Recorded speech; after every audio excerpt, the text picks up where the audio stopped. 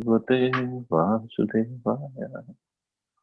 Om Namo Bhagavate Vasudevaya. Narayanam Namaskritya Naram Chaiva Narottamam Devim Saraswatim Vyasam Tato Jayam Devi Nashtaprayeshu Abhadreshu Nityam Bhagavata Sevaya Bhagavati Uttam Shloke Bhaktir Bhavati Naitiki. So continuing with the discussion on Srimad Bhagavatam, Canto 3, Chapter 5, Text number 45. So demigods are further speaking and offering the prayers. Tanvai hi asad vritti bhirakshibhirye parahritantar manasah paresha atho na pashyanti rugaya nunam yete padanyasa vilasa taksyaha.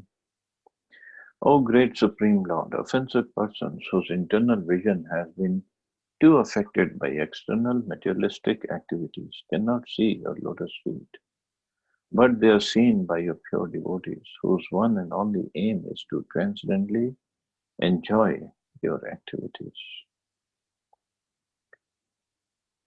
As stated in Bhagavad Gita 1861, the Lord is situated in everyone's heart. It is natural that one should be able to see the Lord at least within himself. But that's not possible for those whose internal vision has been covered by the external activities. So those whose internal vision is covered means they have so many material desires that they cannot see their own swarupa, their own, that they are a pure spirit soul. They cannot see the Lord within. Of course, people, when we preach to people, ask them to come to the temple, they say, oh, Lord is in everybody's heart. Yeah, He's in everybody's heart, but do you see it? We cannot even see the Lord in our heart. Forget about the Lord sitting in anybody else's heart. And what to speak of animals and insects and the birds' hearts. We cannot see that. It's just a matter of saying, because it's just an excuse for not coming. The pure soul, which is symptomized by consciousness, can be easily perceived even by a common man, because consciousness is spread all over the body. The yoga system as recommended in Bhagavad Gita is to concentrate the mental activities internally and thus see the lotus feet of the Lord within oneself. But there are many so-called yogis who have no concern with the Lord, but are only concerned with consciousness, which they accept as the final realization. So different transcendentalists, different yogis have different concepts. Not everybody is going to be a devotee. So the Hatha yogis, they only look at the consciousness, that, or the other types of yoga system. They only look at the consciousness. They don't see the Lord within themselves. That's a problem. There's so many so-called yogis who have no concern with the Lord, but only concerned with the consciousness. Such realization of consciousness is taught by Bhagavad Gita within only a few minutes, whereas the so-called yogis take continuous years to realize it because of their offenses at the lotus feet of the Lord. The greatest offense is to deny the existence of the Lord as separate from the individual souls, or to accept the Lord and the individual soul as one and the same. So that's the greatest offense. Some of the yogis, they commit. They say, oh, the Lord has no rupa, no akar.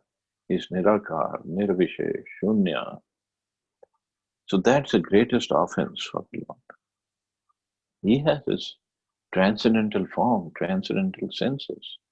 But these so-called yogis, they just deny it completely.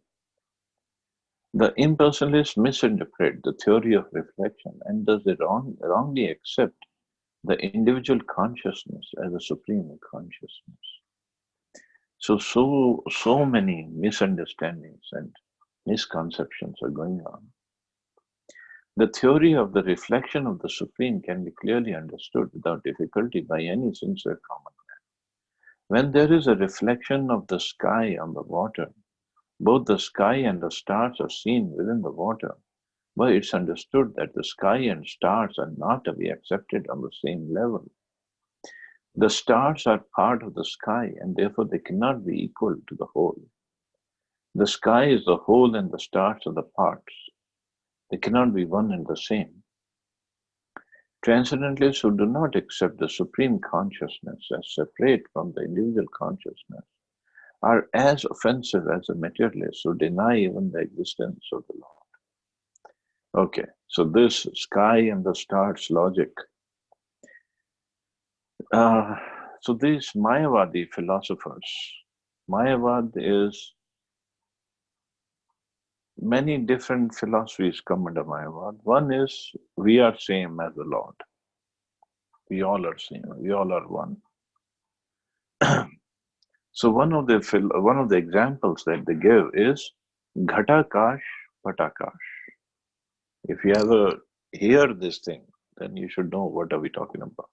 So Ghatakash, they say there is sky all around us, over us, above us, below us, everywhere, and there is sky in the pot, any pot, earthen pot. There is sky inside. Yes, there is sky. So what they say, if we break the pot, then the sky inside is going to merge in the sky outside, and there is no difference. So why they give this kind of example is what they believe in is when this body, which is considered as a pot made of 5 gross and 3 subtle elements, when the soul leaves this body, or when this body is disintegrated, when it is cremated, then the consciousness within merges in the consciousness without. So it all is one, actually. But they don't understand. The soul, according to Bhagavad Gita also, always remains or retains its individuality. It's not going to merge in the Supreme Soul. And the soul within the body has a form, it has an identity, it is an individual soul. They say this is all consciousness. So this consciousness, individual consciousness, is going to merge in the supreme or universal consciousness. And that's it. So, but they cannot explain so many things with this kind of philosophy is, if this is the case, then there is no question of rebirth. But Krishna does talk about rebirth. Then there is no question of understanding where the karma comes from. But there's so many things they don't explain. They say, oh, it's all part of our Leela. What Leela? We don't have any Leela. We are suffering the karmic reactions. Or there is another philosophy which they say, in the sky there are so many stars. So it's all the same, it's all part of sky. But they don't understand. Stars are separate from the sky. So it's as equal to saying that all the individual souls are not the same and they're not going to merge in the sky. They're not, well, they're part and parcel of the Paramatma, but it's not going to merge in Paramatma. It's not the same at the same time. So if you ever come across these so-called philosophers, you got to be very careful with the Vaishnava philosophy. Otherwise, so many people, they follow these kind of philosophers, and they ruin their lives actually, completely ruin their consciousness.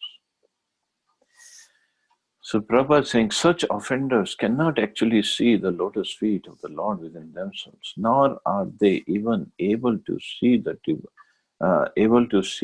devotees of the Lord. The devotees of the Lord are so kind that they roam to all places to enlighten people in God consciousness. The offenders, however, lose a chance to receive the Lord's devotees, although the offenseless common man at once influenced by the devotee's presence. So these Mayavadis are so big offenders that they don't even receive a devotee of the Lord properly because they think devotees are just sentimentalists. They think devotees have no knowledge. They think Vaishnavas are just a sentimental bunch of fools. They're just dancing and chanting and going to the temple to worship some stone or rock. That's why they don't want to associate with the devotees. Or Krishna makes arrangement that these kind of people, first of all, they come and offend the devotees, and then Krishna makes an arrangement that they go away after a while. So let's not worry about them. And then Prabhupada, although the offenseless common man, so there are so many innocent people also. They have no philosophy. They don't know anything.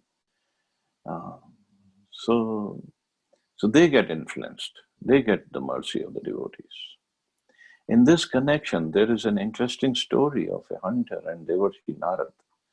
A hunter in the forest, although a great sinner, was not an intentional offender. He was at once influenced by the presence of Narad, and he agreed to take the path of devotion, leaving aside his hearth and home. So this hunter story is quoted in Chaitanya Charitamrita. Once Devarshi Narad, he was traveling and he came to a forest. There he saw a hunter. His name was Mrigari. And this Mrigari, what he was doing, he was shooting at the animals, but he was leaving them half dead. He was either shooting in such a way or he would go and take out the arrow from the body of the wounded animals and let them suffer instead of letting them die. So Narad Muni was passing by and he saw this and he went to the hunter. Now, Narad Muni being such a pure devotee of the Lord, even in his presence, even when he speaks, in just momentary association can change a person's heart. So Narad Muni went to the hunter and he said, "My dear hunter, why you are half killing these animals? Why not kill them fully?" The hunter said, "Well, this is how I was brought up and it gives me great pleasure to see them suffer." Narad Muni said, "Well, it's okay, you were brought up like this, but if you leave them half dead and if you let them suffer, you will have to suffer a lot in hell. If you just kill them, you have to suffer a little. You still have to suffer, but you will suffer a little. But if you leave them half dead, you will suffer a lot." And by Narad Muni's mercy, the hunter saw the hellish planets and he saw the punishment the people they are going through. So hunter at once recognized his mistake. He fell down at the lotus feet of Narad Muni and asked him what he should do. So Narad Muni said, "Well, first you should give up this bow and arrow." Hunter said, This is how I make money. This is how I make my living. How am I going to live if I don't have bow and arrow?" Narad Muni said, "You think your bow and arrow is providing you the food? That's complete nonsense." Narad Muni said, "You give up this bow and arrow, take up a chanting of the holy name, and I will provide you with all the necessities of life." So hunter, he developed faith in Narad Muni's words because of devotion of Narad Muni, because of his charisma, because of his surrender to the Supreme Lord. So the hunter at once he went home and he gave up his bow and arrow and he just put on one dhoti kurta and he made a hut and he sat inside and he started to chant. And he kept a tulsi pot and he he started to chant. So one day passed by, nothing came for him to eat, and he was getting anxious. But slowly, the word went around to all the villagers, and they heard and they realized that this hunter has become a yogi, a sadhu. So they started to come to take darshan of the hunter. And when they would come, they would bring something for the hunter to eat. And there was so much for the hunter to eat that he was distributing food. He was like, no, I cannot take all this. You take it back. So after a few days, Narad Muni told his friend, Narad Muni and Parvat Muni, the two Muni, they're very friendly. They're always together. So Narad Muni told his friend Parvat Muni that let's go and see my disciple. How is he doing? So Narad Muni and Parvat Muni, they came and they were coming towards the hunter's hut, and hunter saw them coming. Hunter ran towards them to pay obeisances, but on his way he saw a few ants were crawling by on the path that hunter was going on.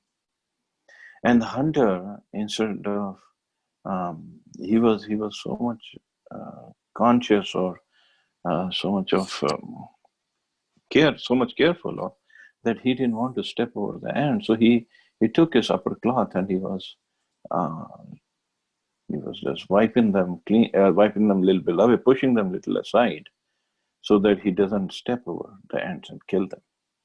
And then Narad hunter went and he paid obeisances. And Narad Muni explained to his friend Parvat Muni, look at this hunter. So earlier he was half killing the animals and he was very happy with that. And now he doesn't even want to step over the ants. So this is the mercy, this is the transformation or a momentary association with the devotee can bring about. But because the hunter was ignorant, he was innocent, he wasn't offensive against the Lord. On the other hand, purposes, but the offenders, Nalkuvar and Manigriva, even though living amongst the demigods, had to undergo the punishment of becoming trees in their next lives, although by the grace of a devotee, they were later delivered by the Lord. So these two brothers, Nalkuvar and Manigriva, they're sons of Kuvera. Again, the incident with Narad Muni. These two boys, they were in the forest. I think they were at Mansarovar in the lake or Nandankanan forest, and they were enjoying with these apsaras from the heavenly planets, and they all were naked. Narad Muni happened to pass by. All the apsaras, they saw Narad Muni, and out of their respect for Narad Muni, they started dressing themselves because they didn't want to be seen naked in front of Narad Muni.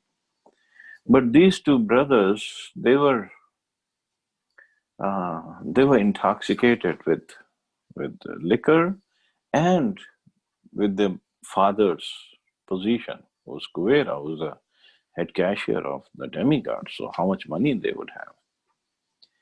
So Narad Muni got offended, or he became a little angry, and he cursed these two boys, Nalkuvar and Manigriva, that you don't like to wear clothes, even in the presence of a saintly person. So you become trees and remain naked. Now Nalkuvar and Manigriva, they understood their mistake, and they fell down at the lotus feet of Narad Muni and begged for forgiveness. Narad Muni said, okay, but my curse cannot go in vain. So you will become trees, but you will become trees in the courtyard of Nanda Maharaj. And Krishna himself will deliver you. So they became trees for 100 celestial years, means 30,000 human years. And when Krishna appeared during his pastime towards the end of Dwapar Yuga, and when he was performing the pastime of Damodar, so when he crawled between the two trees and the mortar got stuck in the trees. So these were the boys who had become the trees. And these are the boys who Krishna liberated. So they had to go through the punishment. But by mercy of Narayan, they got delivered by the Lord Himself. So offenders have to wait until they receive the mercy of devotees. And then they can become eligible to see the lotus feet of the Lord within themselves. But due to their offenses and their extreme materialism, they cannot see even the devotees of the Lord. Engaged in external activities, they kill the internal vision. The Lord's devotees, however, do not mind the offenses of the foolish in their many gross and subtle bodily endeavors. The Lord's devotees continue to bestow the blessings of devotion upon all such offenders without hesitation. That is the nature of the devotees. So the Lord's devotees are very merciful. If they continue to bestow blessings even upon all such offenders. But it's Krishna who doesn't take the offenses against his devotees very lightly. He takes it very, very seriously. So the devotees are very, very merciful. Even Prabhupada, when he came to the West, hardly anybody knew how to treat him, how to respect him, how to associate with him. But he tolerated all that, and he kept on forgiving everybody. And he kept on engaging everybody in the service of the Lord. And he kept on bestowing his mercy on everybody. That is Srila Prabhupada. How tolerant and how compassionate he was, being a devotee of the Lord.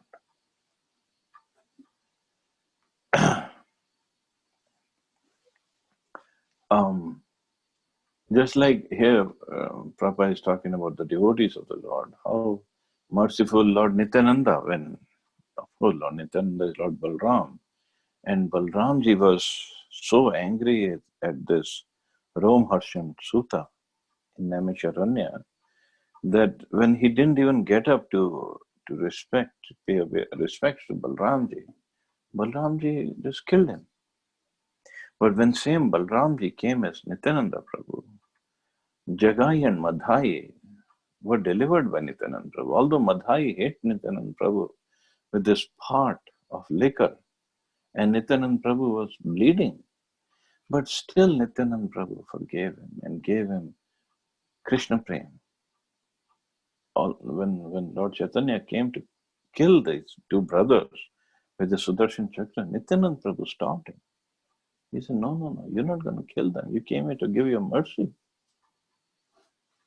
So remembering that, Lord Chaitanya just stopped. He checked himself.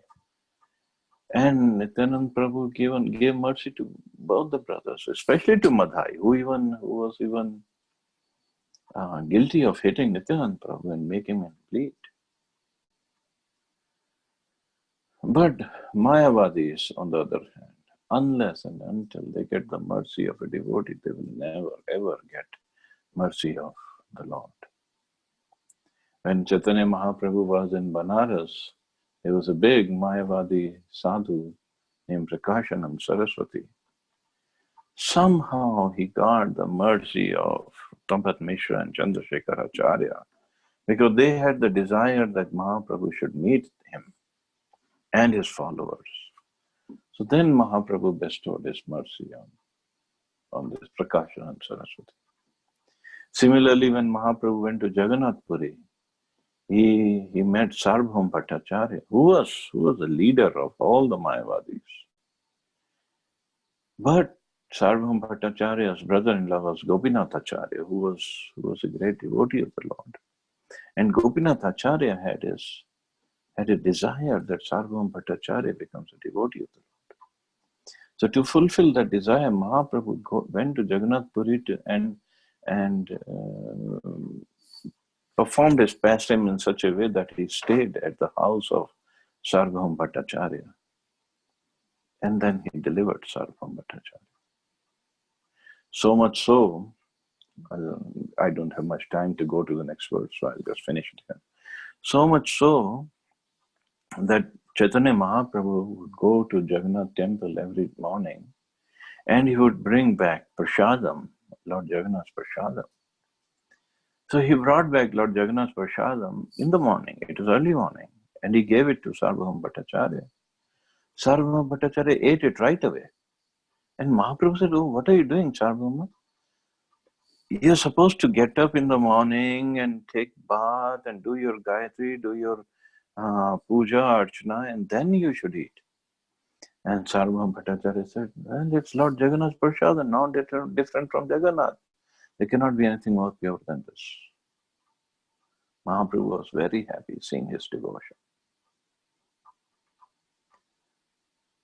So that is the power of a devotee, and that's the power of the Lord. But Mayavadis, they don't get all this mercy because they're very, very offensive towards the Lord and towards the devotees. So anyway, sorry, I only covered one verse, but we'll stop here. Anybody has any questions or comments? Hare Krishna, Prabhuji. Hare Krishna. Prabhuji, first time I heard Parvat Muni. Is it possible for you, whenever you have a time, to elaborate something more on this? Enlighten, because Parvat Muni मैंने कभी भी नहीं सुना. जो नारद मुनि जी के friends है ना, जो आपने अभी बताया उसके बारे में. So whenever you have a time, or you can post some more detail on Parvat. Okay. Is it possible? Okay. Thank you, Prabhuji. Okay. Any other question or comment?